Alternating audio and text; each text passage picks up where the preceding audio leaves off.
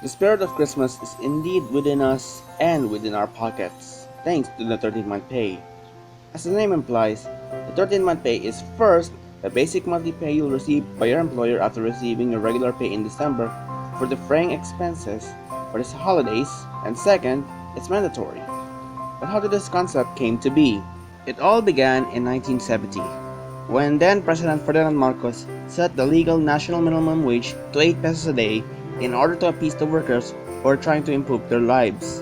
After both the monetary and fiscal policies are struggling after the shift of exchange rate from fixed to float and arbitrary inflation rates. Compounded with continuing political crisis and the rage against the ensuing Vietnam War at that time, the peso-dollar exchange rate continued to worsen, and workers demanded better. Oops, martial law declared, strikes are prohibited, and legislative powers is effectively in his hands. Thus, in 1975, he penned Presidential Decree 851, giving birth to the nominate bonus, where employees with basic salary of not more than 1,000 a month will be paid on the sent amount on or before Christmas Eve.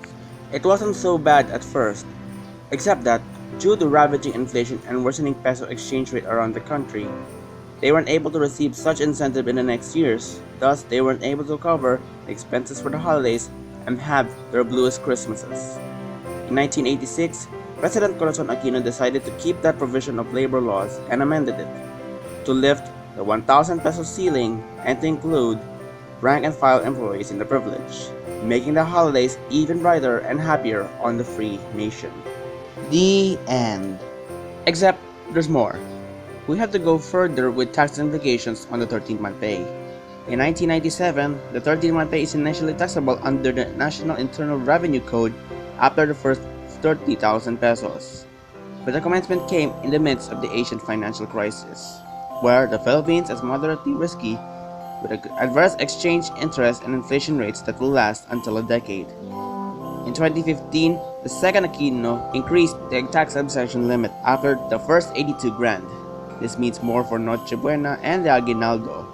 Presently, the Duterte administration is considering to tax the 13th-month pay under his tax reform package, but the tax on the said package would be smaller compared to the total exemptions of those earning below 250,000 annually. The new tax ceiling will be decided on the 17th Congress next year. But for now, workers will have the chance to endure a fiscally and peacefully sound Christmas.